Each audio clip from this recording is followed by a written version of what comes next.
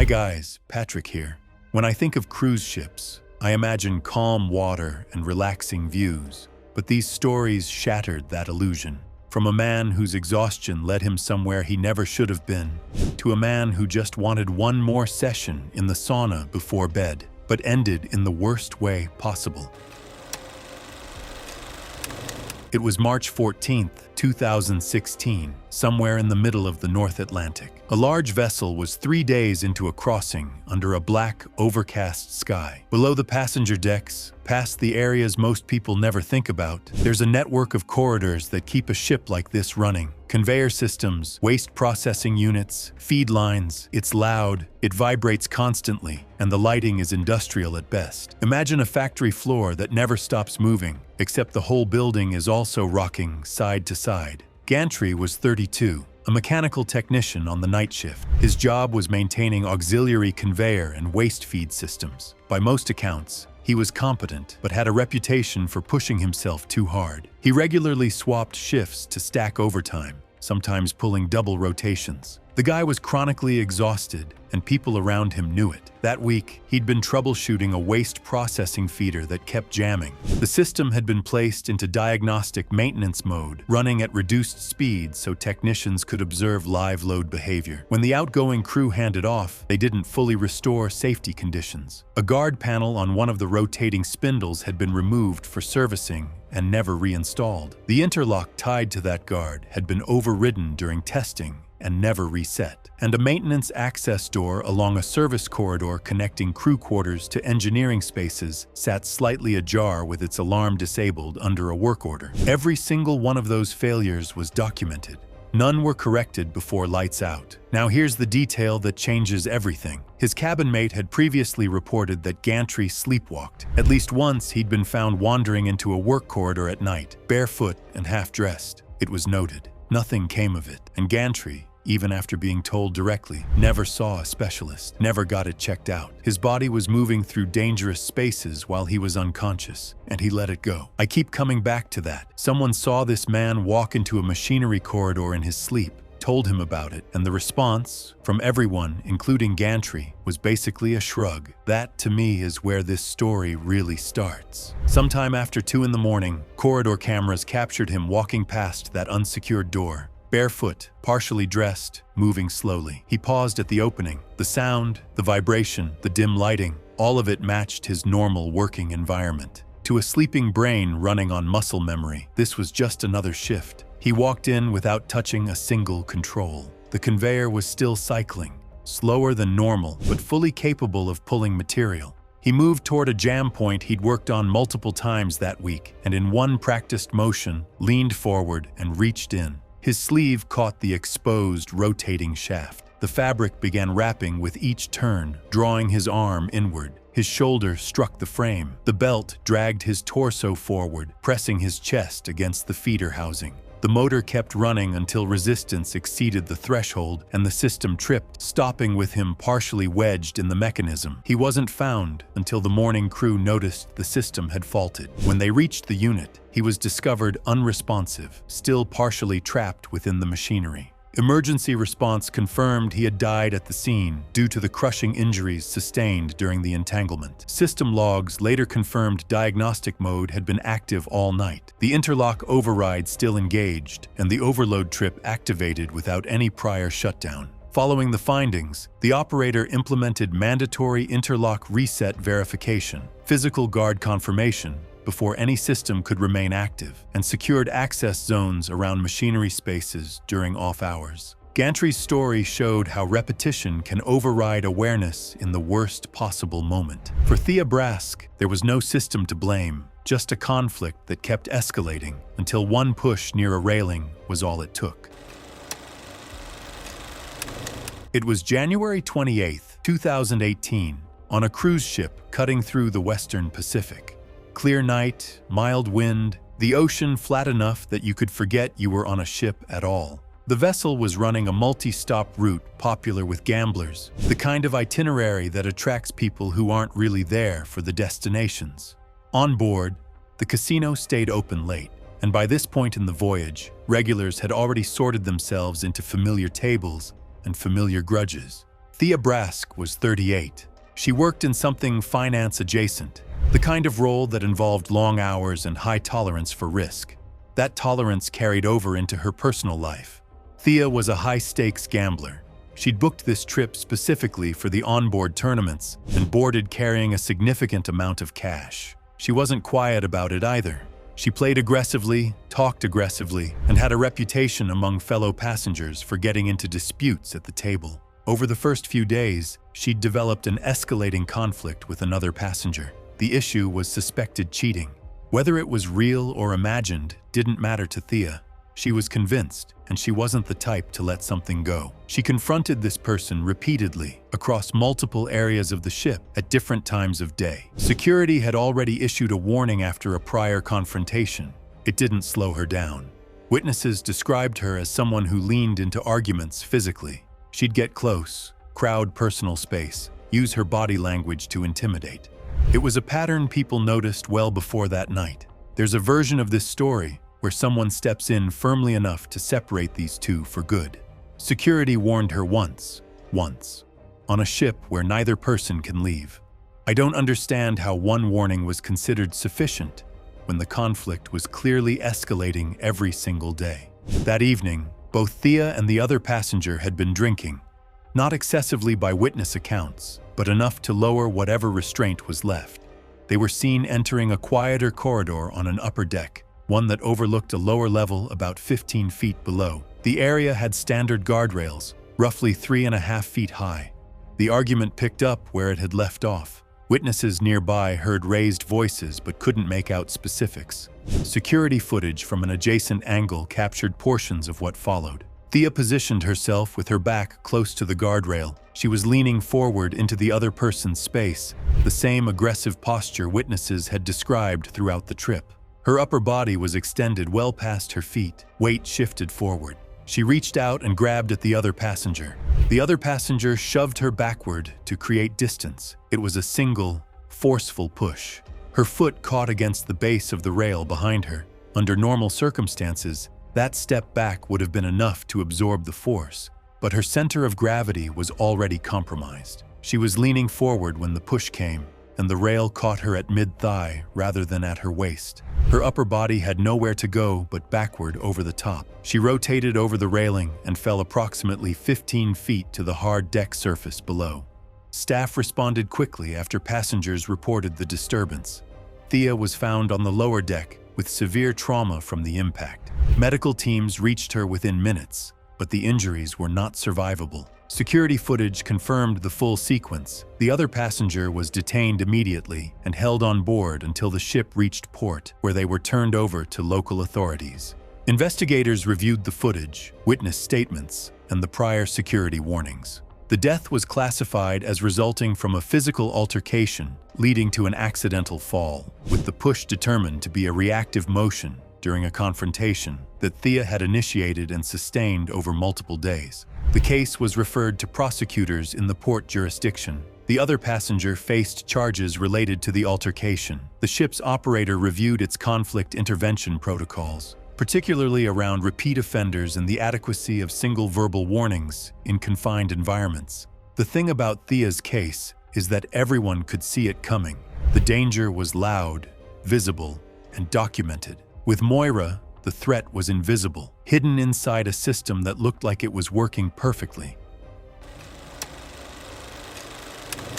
It was May 9th, 2018, on a cruise ship somewhere along a Mediterranean route. Warm evening, calm seas, the kind of night where most passengers are finishing dinner or wandering between the bar and the upper deck. The ship was midway through its itinerary, and by this point crew and passengers had settled into a rhythm.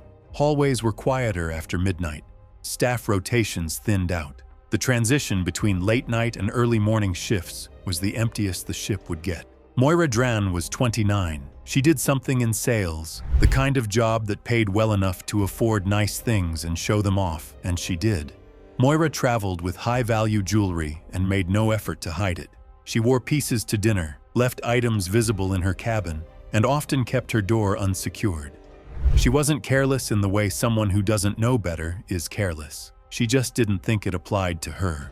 She'd had verbal disputes with staff about privacy, but never filed formal complaints. She wanted to be left alone, but didn't take basic steps to protect her belongings. That contradiction defined her entire time on board. One of the temporary housekeeping workers assigned to her deck had been watching. He had authorized service key access during active shifts, meaning he could enter any cabin on the floor as part of his duties. Over several days, he observed her routine: when she left, when she came back, what she wore, what she left out. Internal records later revealed he was under financial stress with minor prior disciplinary notes, but nothing that triggered removal from duty. He identified a late-night shift transition window when corridor supervision was at its lowest. Cameras covered most of the hallway, but had blind spots near service alcoves. He knew exactly where they were. That night, Moira was alone in her cabin. Based on keycard logs and corridor footage, the worker entered using his valid service key during his active shift window. The system had no way to distinguish this entry from a legitimate one. Nothing flagged. Moira confronted him immediately. There was a struggle. Items were knocked over. Based on physical evidence, he grabbed a bathrobe tie and looped it around her neck from behind, pulling backward and bringing her to the floor while maintaining tension. She resisted, but pressure was sustained, restricting both airflow and blood flow. She lost consciousness while compression continued beyond the point of recovery. He collected the valuables and exited the cabin. I've covered a lot of these stories, and the ones that unsettle me most aren't the freak accidents or the bizarre circumstances. It's the ones where someone made a deliberate choice to end another person's life over things that fit in a pocket. Moira's jewelry was recovered, every single piece. None of it left the ship. She died for items that didn't even make it to shore. Housekeeping discovered the disordered cabin after Moira missed her checkout. Keycard logs confirmed a valid service key accessed her room during the workers' shift. Corridor footage corroborated the entry and exit timing. Investigators confirmed the cause of death as ligature strangulation sustained during a robbery. The worker was identified, detained on board, and turned over to authorities at the next port. Recovered evidence, including keycard data, physical evidence from the cabin, and the jewelry found in his quarters, built a clear and direct case. Following the investigation, service key usage was restricted to supervised windows, solo cabin access during overnight hours was eliminated, and camera coverage was expanded to remove blind spots on passenger decks. And if Moira's case taught me anything, it's that the most dangerous threat on a ship isn't the ocean. It's assuming a locked door means the same thing to everyone. The next case proved that sometimes the thing that kills you isn't another person at all. It's a room you've been in 100 times, except this time, nobody checked if you were still inside.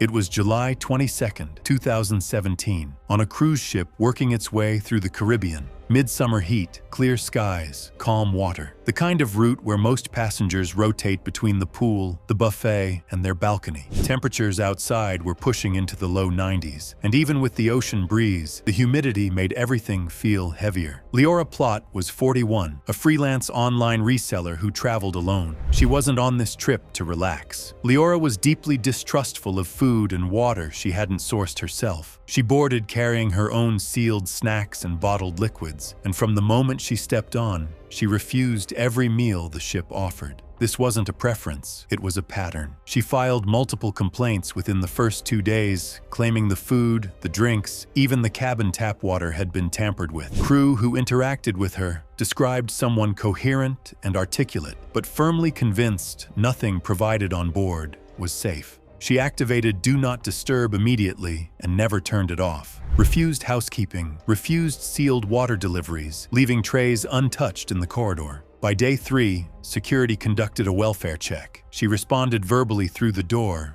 but wouldn't let anyone in. Crew logs classified her as a voluntary isolation case with confirmed responsiveness, meaning further intervention required escalation approval. The thing that frustrates me about this case is that multiple people interacted with her and walked away with different impressions. Some flagged paranoia, Others said she sounded perfectly fine. Because those accounts conflicted, nobody pushed harder. She fell into a gap between concern and protocol. Leora had brought limited supplies, enough for maybe 2 or 3 days if she rationed carefully. She wasn't replenishing anything. Every tray left at her door came back untouched. She spent time on her balcony recording videos, accusing the ship of contaminating her provisions, but she never called for help. By around day 3 or 4, her fluid intake would have dropped to a critical level. Caribbean heat, even filtered through a balcony door, accelerates dehydration significantly. Corridor cameras showed her activity declining steadily. Early on, she'd open the door to push trays out. By day 4, the trays just sat there. Footage also suggested subtle physical decline. Her movements became slower and less coordinated, and at one point she paused in the doorway longer than before, bracing herself slightly against the frame as if lightheaded. Dehydration at this stage brings fatigue, confusion, difficulty concentrating. It also impairs the judgment you'd need to recognize you're in trouble. Her cabin's climate control was running, but it wasn't enough to offset days without adequate water. By day 5, she stopped appearing on the balcony entirely. Intercom checks initially got faint, delayed responses, keeping her classification unchanged. Then the responses stopped. But because she'd been categorized as voluntarily isolating and previously responsive, the threshold for forced entry wasn't immediately met. Procedures moved slowly. She collapsed near the sliding balcony door, partially inside the cabin. No distress call was ever placed. Crew initiated forced entry after repeated failed contact attempts and a missed disembarkation. They found her on the cabin floor, unresponsive. No drinkable liquids remained. Her personal supplies were completely exhausted.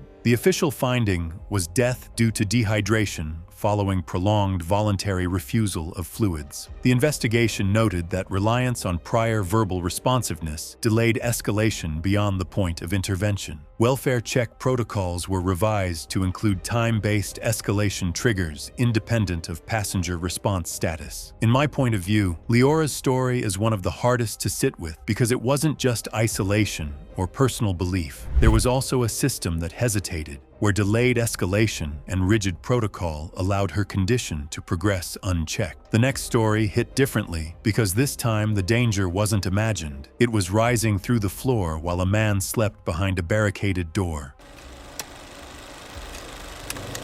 It was October 3rd, 2015, in the Baltic Sea. The weather had been rough all day. Heavy swells, gray skies, the kind of conditions where you feel the ship working beneath you with every step. Earlier that afternoon, the vessel had struck floating debris, the kind of impact that most passengers barely register as anything more than a dull thud through the hull. Below the waterline, it was a different story. The collision had compromised a pressurized seawater service line connected to the ship's cooling and auxiliary systems. Crew had already noticed irregular pressure readings and started inspections, but they hadn't yet isolated the affected section. Kester Glatt was 55, traveling alone. He worked some kind of desk job, the type of guy who saved up for one trip a year and wanted to be left alone while he enjoyed it. He'd booked a lower deck cabin near the waterline, the cheaper option, and by all accounts, he treated that room like his personal fortress. He ignored safety notices. He ignored announcements. When crew came through for inspections, he made it clear he didn't want to be bothered.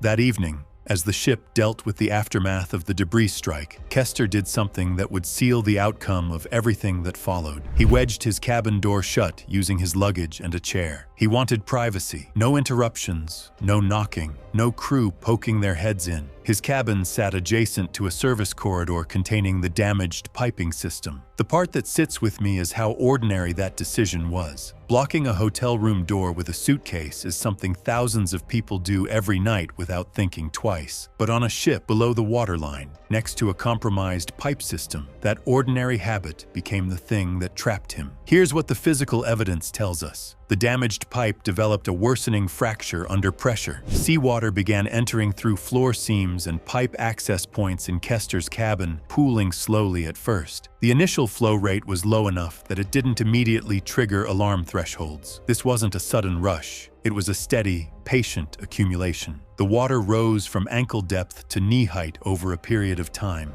At some point, the cabin's electrical systems shorted out and the lighting failed. Now he's in a dark room with rising cold seawater and a door that won't open the way it should. As the water level climbed, buoyant objects started floating and shifting. His luggage, loose furniture, all of it drifted toward the barricaded door, reinforcing the very obstruction he'd created. Even if he tried to clear it, he was now fighting both the physical blockage and the increasing water pressure pushing against the door from inside. The water continued rising past waist level, but it did not fully submerge the cabin. Instead, it stabilized just below ceiling height as drainage pathways and pressure loss in the damaged line began to limit further inflow. Stable footing became impossible. He would have been forced into partial submersion, periodically losing footing as the ship rolled, forcing his head under in freezing seawater, just trying to stay upright. With limited airspace shrinking above him and no accessible exit, the environment became unsustainable long before full submersion would have occurred. No distress call was recorded. No alarm was triggered from inside the room. If there's one thing about this case I can't shake, it's the timeline.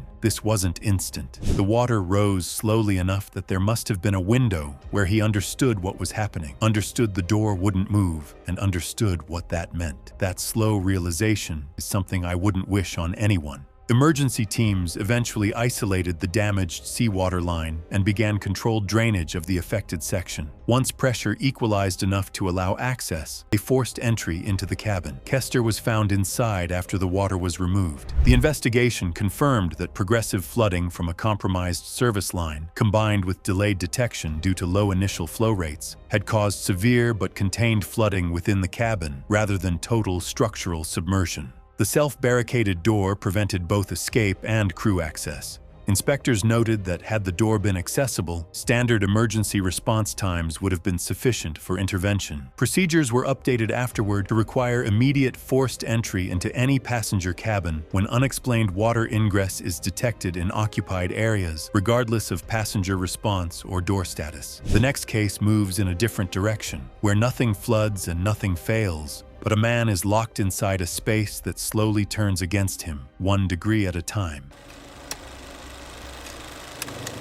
It was September 17, 2016, on a cruise ship working its way along the Alaskan coast. Late September up there means the days are getting shorter fast. By evening, the sun is gone before dinner, and the temperature outside drops into the low 40s. Most passengers stay indoors after dark, cycling between restaurants, lounges, and the onboard spa. The spa on this vessel had a small gym, a steam room, and a dry sauna tucked into a quiet corner of one of the lower recreation decks, maybe 8 by 10 feet inside, cedar-lined, with a simple heating element and a posted 15-minute usage guideline on the door. Doyle Swick was 47. He worked some kind of mid-level office job, the type where you sit all day and promise yourself you'll get back in shape eventually. On vacation, he actually followed through. He was a regular at the onboard gym, showed up most days, and always finished with time in the sauna. Staff recognized him. They also recognized that he consistently ignored the posted time limits. He'd stay well past 15 minutes, sometimes significantly longer. Nobody enforced it. The guidelines were treated as suggestions. That evening, Doyle had been drinking, not heavily by witness accounts, but enough that he hadn't been keeping up with water. Alcohol and dehydration are a bad combination on their own. Add sustained heat exposure, and it gets worse fast.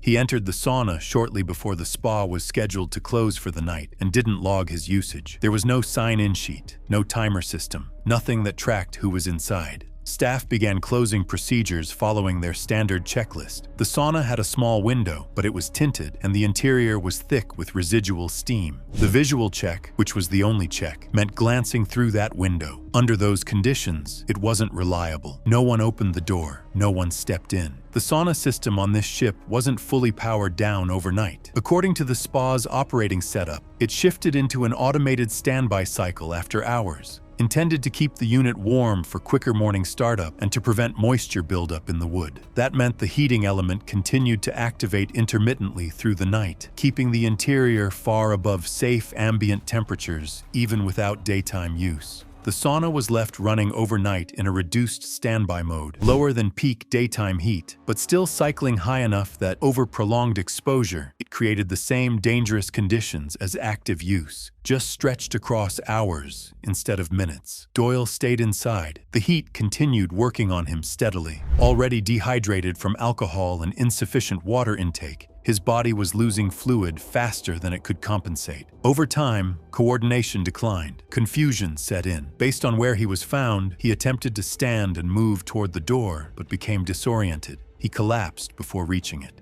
Loss of consciousness likely came relatively early in the overnight timeline, but the heat didn't stop. His body temperature continued rising with no way to regulate, no intervention, no cooling. Hours passed. The detail I can't get past is the distance. The door was maybe 4 feet from where they found him, then 2 steps. But when your body is shutting down from heat and dehydration, 4 feet might as well be 40. Morning staff opened the spa and found him unresponsive on the sauna floor. Emergency response was initiated, but there was nothing to be done. The official finding was death due to prolonged heat exposure, compounded by dehydration and alcohol consumption. The investigation found that the spa's shutdown checklist relied entirely on visual confirmation through a tinted, steam-obscured window. No physical interior check was required. No head count system existed. The review concluded that a single procedural step, opening the door and looking inside, would have prevented the death entirely. Protocols were updated to require mandatory physical interior inspection of all enclosed spa facilities before shutdown,